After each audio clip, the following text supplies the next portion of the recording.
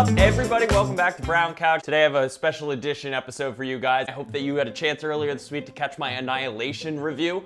I got a chance to see that movie again last night, you guys. First time that you see this movie, it absolutely should be in theaters. You are seriously depriving yourself if you're not going out this weekend or like right this second to go see Annihilation in a movie theater. Seriously depriving yourself. Today, we will be discussing my predictions for the Oscars 2018. This is taking place this Sunday. I go out and I try and see as many of these movies during the year as I possibly can, so I get really excited when it's time. And here we go, guys. We're gonna go through my Oscar predictions this year. I want you to chime in at the end of this video down below and let me know if you guys agree or disagree with some of my picks in these respective categories. Starting down at the bottom for Best Costume Design, runners up I think would be Darkest Hour and Beauty and the Beast. Darkest Hour, that was impeccable job. I hated the movie.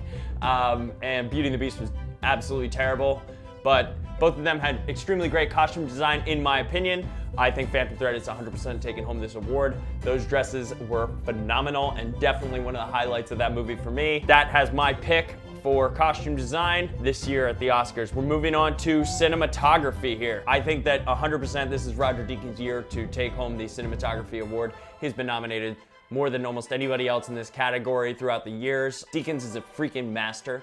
Dude is like fucking 100 still, you know, doing the cinematography work on these movies, and he 100% deserves the award, not just because he's been deprived of it, but because Blade Runner 2049, just like Annihilation, is a freaking science fiction masterpiece that is not getting the accolades that it deserves. Part of that is due to the runtime, not Deakins' fault. Give it to him for how good this film looked. Roger Deakins 100% getting my vote for Blade Runner 2049, Best Cinematography.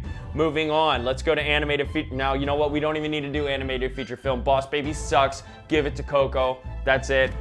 If you haven't seen Coco, watch Coco. Just got its release on Blu-ray this week, so pick it up, rent it, whatever you gotta do. If you like music at all and you like Pixar, watch Coco. Best Original Screenplay, we have The Big Sick, Get Out, Lady Bird, The Shape of Water, and 3 Billboards Outside Ebbing, Missouri. Now this is a hot contest here with Best Original Screenplay. Obviously, I would love for Guillermo to take it home for Shape of Water. That is probably my favorite movie of the past year, but I think actually Jordan Peele's gonna take home this award for Get Out. Fantastic work by Jordan Peele on that screenplay. Definitely think it's his to win this year. Then we move on to Best Adapted Screenplay. Once again, like I said, these are screenplays that are adapted from a different medium, whether that be a book, a comic book, a previous film, as we've seen this year. Our nominees are Call Me By Your Name, The Disaster Artist, Logan, Molly's Game, and Mudbound. I think a fantastic runner-up here would be Molly's Game, but I definitely think that Best Adapted Screenplay is going to Call Me By Your Name by James Ivory. This film has so much heart, emotion, truth, realism.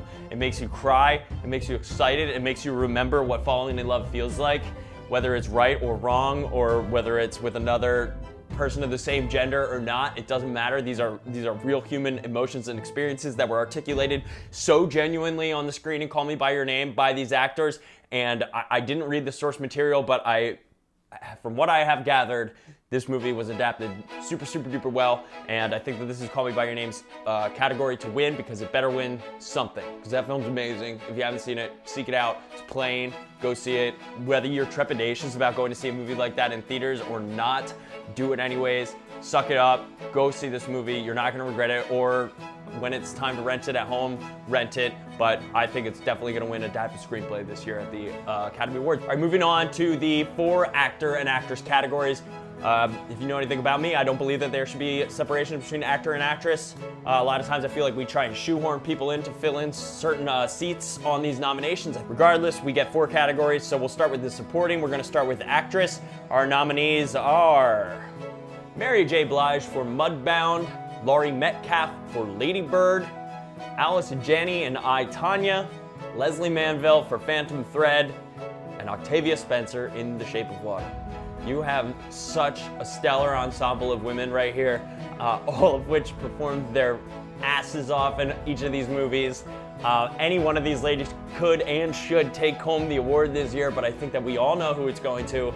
Yes, that's right, it's Allison Janney in I, Tonya. If you haven't seen that movie, it's hit or miss for a couple people, especially myself. But one thing that I think everybody can agree on is that Allison Janney knocked it out of the park with that role. And we're gonna move right on to Best Actor in a Supporting Role. We've got Willem Dafoe in The Florida Project.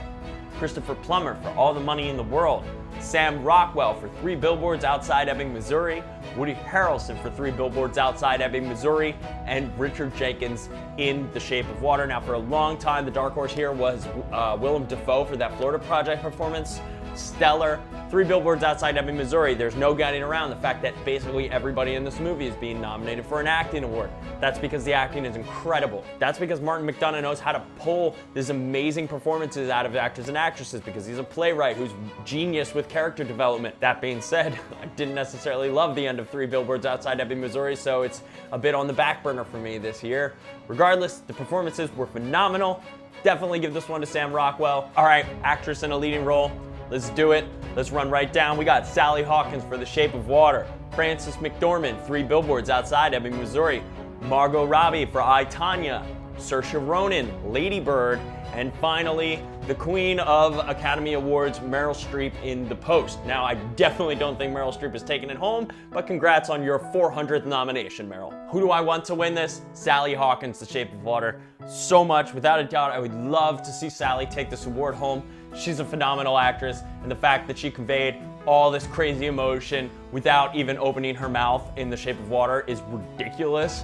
But if you look at history, repeating itself over and over and over again this year, this is a prime example of somebody who's basically swept the year as Best Actress. That is Frances McDormand in 3 Billboards Outside Ebbing, Missouri.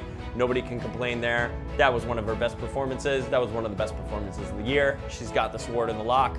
But if Sally Hawkins wins, I'm gonna do a dance in my house, record it, and send it to YouTube. Best Actor in a Leading Role, we got Timothée Chalamet for Call Me By Your Name, Daniel Day-Lewis for Phantom Thread, Denzel Washington for Roman J. Israel, Esquire, Gary Oldman in Darkest Hour, and Daniel Kaluuya for Get Out. I'm pretty positive that this category has been on lock since, like, July for Gary Oldman for Darkest Hour. I think he'll probably take it, but I kind of want an upset here. My number one runner-up choice, though, is Timothée Chalamet for Call Me By Your Name.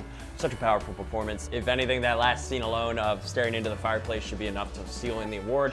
If Gary Oldman didn't put on like 400 pounds of prosthetics this year and play really believable Winston Churchill in a pretty subpar movie. All right, let's do Best Director. Rolling into the Best Director category, HBIC, if you will, of the entire film. We've got Christopher Nolan for Dunkirk, Jordan Peele for Get Out, Greta Gerwig in Lady Bird, Paul Thomas Anderson for Phantom Thread, and Guillermo del Toro, The Shape of Water. Now, there was a long while where it was fully believed that Christopher Nolan would be taking home the award for Best Directing for his film Dunkirk this past year. Dunkirk started pretty hot, and it sort of has trailed off here at the end of award season when we saw about 20 films that just sunken underwater. Sorry, Dunkirk. Sorry, Christopher Nolan. Solid effort. Far from Nolan's best work. If he hasn't won in the past, Dunkirk was definitely, in my opinion, not the one that he should win for. I think that, in fact, this is the year for my champion, Mr. Guillermo del Toro. I want you to take home this award for The Shape of Water. This is yours. You earned it so hard. You need to listen to the Shape of Water DGA podcast with Guillermo del Toro to fully grasp why you should love The Shape of Water. If you're even hesitant or on the fence at all about Shape of Water, that's okay. I was too. After the first time I saw it, I did see it like 3 more times, and I like it more and more each time.